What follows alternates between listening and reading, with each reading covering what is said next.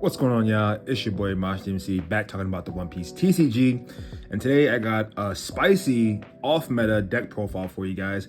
If you guys don't know what off-meta is, it's basically decks that people don't play. And today we got Rob Lucci, and its effect reads: your turn, once per turn, you may trash 2 cards from your hand. When your opponent character is KO'd, you can set this leader as active.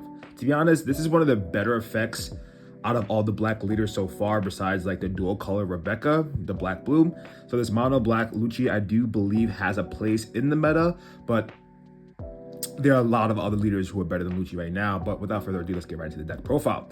This is definitely more of a hybrid. Lucci is not specifically just CP9, it's not really specifically Navy.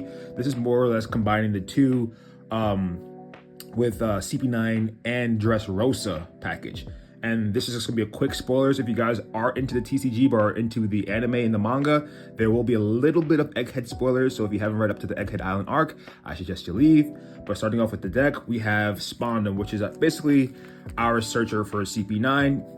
And you'll see exactly why the synergy in this deck actually goes pretty hard. So we have Spondum, a 4-of, and he basically searches the top 3 and you get 1 CP9 card into your hand and you trash the rest. Basically starting off our trash pile, but at the same time trying to build our hand to what we actually want.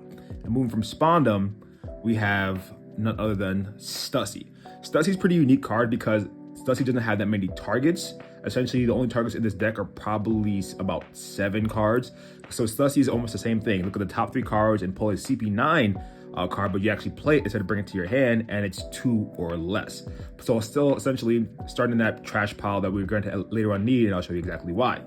So from Stussy, we go on to everyone's favorite, Jerry. And we're running that as a 3-of. Essentially, Jerry is a target for Stussy as well as a target for Spondum, but this is mainly so that Stussy isn't just useless and only has the Spondum target.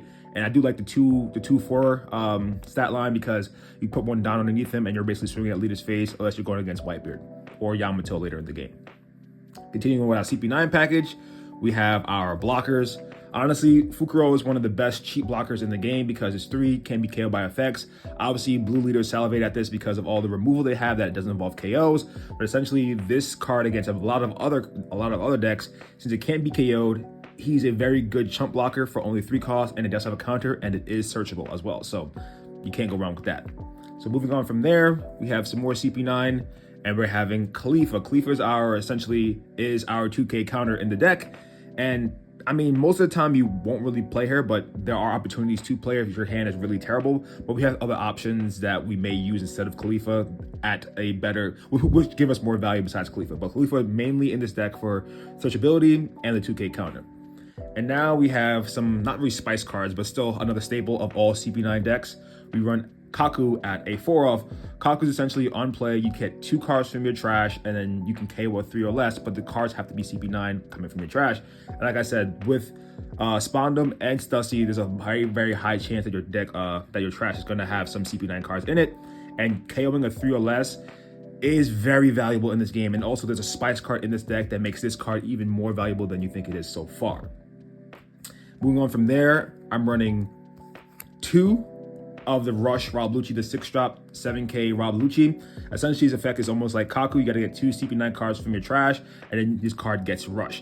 Honestly speaking, if you hit this card on curve, or if not on curve, this card is basically to throw off your opponent, because sometimes you can plan it so that you can hit them for 7K twice, and then you drop down another 7K. They would never expect the Rush card. Most people don't expect the Rush card, so playing it in the deck is kind of a spice card, but if not, it's still a staple of this deck for me because I think this deck does need some more pressure besides what it has so far.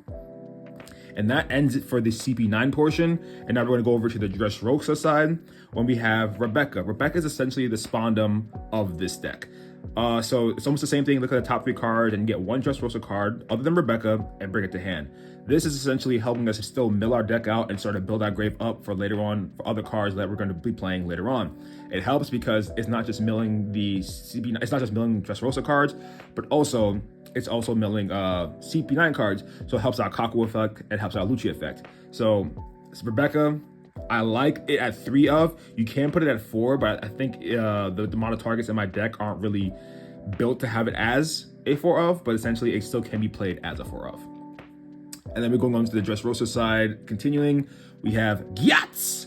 Essentially, Gyatso is also just like Khalifa. It's just a 2K counter, but sometimes I do not mind playing him at a one-off and giving my Dressrosa characters rush.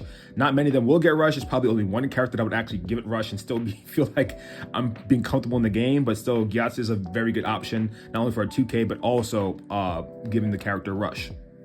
Well, not really rush, but it's essentially making so it can attack a character on, I said rush, but it can attack an active characters. But to be honest, the card I'm going to be using it on most likely can already attack active characters, but still, if you want to give another one of your characters active attack, the ability to attack active characters, this is definitely the card to go with. And then we have some more 2Ks, and it's all the Bartolomeos. All right, Bartolomeo is a really good combo card, and essentially what I mean by that is that it's not only a 2K counter, but it also can be played as a blocker. So basically, our stat line for blockers right now is all three costs, and the way our cost is not too high for this deck, I feel as though our blockers at 3 are very, very valuable. And especially Bartolomeo, it's searchable, and it's a 2K counter, and it's a blocker, so it has a lot of value, Moving on from there, we have 4 of Sabo. I think this card is probably one of the better cards in the deck, and this is probably one of the cards you may not give rush. I mean, be able to attack active characters, but I was saying you may want to give it to him because you never know in a pinch you may need it. But Sabo is essentially a blocker, and on play you draw 2 cards, you trash 2 cards, and all your characters on board cannot be KO'd by effects, which is, with so much removal in the game, like, this is an anti-red card through and through. Obviously, blue, you can just get rid of them and bottom deck them or send them back to hand, but still, the effect will still remain if you do remove Sabo for the other characters. So, to me, this is one of the better cards out there. And because it's draw 2, trash 2, just like Khalifa, this is the better on-play effect or on-play card because it not only has a blocker, it has a 5/6 stat line, it also has a counter, and it's also going to help us build our grave up for the next card I'm about to show you. And that is none other than the 3 of Monkey D. Luffy. So if you don't know what Monkey D. Luffy is, not only can this card attack active characters, but activate main once per turn. You return 7 cards from your deck in any order, set this character as active. But the very next turn, if you do swing with him again, he cannot be restood. I mean, he can be restood, but you have to do the 7 cards from trash again. But essentially, if you swing 7 cards back and then swing again, he's not set active during the refresh phase for your next turn. The reason why I like Luffy is because essentially it's giving us 2 attacks with our Rob Lucci effect and Luffy. At the end of the games, it becomes really dangerous because you can turn basically essentially 2 swings into 4, especially if you have a lot in the trash, and you can even synergize it with the Rob Lucci card because if you're swinging with Luffy, you get a KO. You swing with Rob Lucci, right, you get a KO, you restand, and then you possibly just ditch 2 cards to restand, and that's going to possibly activate a Luffy effect again. I think the Luffy-Lucci combo is pretty good, and it's very, very reminiscent to how we see them fighting together in Egghead. And then this is the I believe one Navy card in my deck, and I think it's one of the best Navy cards out there, like, of all time. It's the 6/7 Sakazuki. On play, you trash 1 card, KO up to one of your opponent's character with 5 or less. Essentially, not only is this card still helping us proc our Luffy effect, but possibly helping us proc our Kaku and Rob Lucci Rush Rob Lucci effect. Essentially, KOing a 5 or less in this meta goes absolutely crazy, especially going against Doflamingo, and I'll show you exactly why this card is even better than Doflamingo because of one of the spice cards I have in this deck. Obviously, it's the 1 of Navy. It can be searchable, but at the same time, running it at 3 of. May want to run it at a 4 of so we can see it more often, but at the same time, whenever you see Sakazuki, you're happy. And now we're going into our events. I run 2 of Treno Bastardo. Essentially, you choose up to 1 opponent with 4 or less, and you get to KO them. But if you have 15 more cards in your trash, you can KO or 6 or less. So very, very high value card. Running it at 2 of, I think, is the perfect. I don't think running it anymore. I think running it anymore would be too much. So that's that.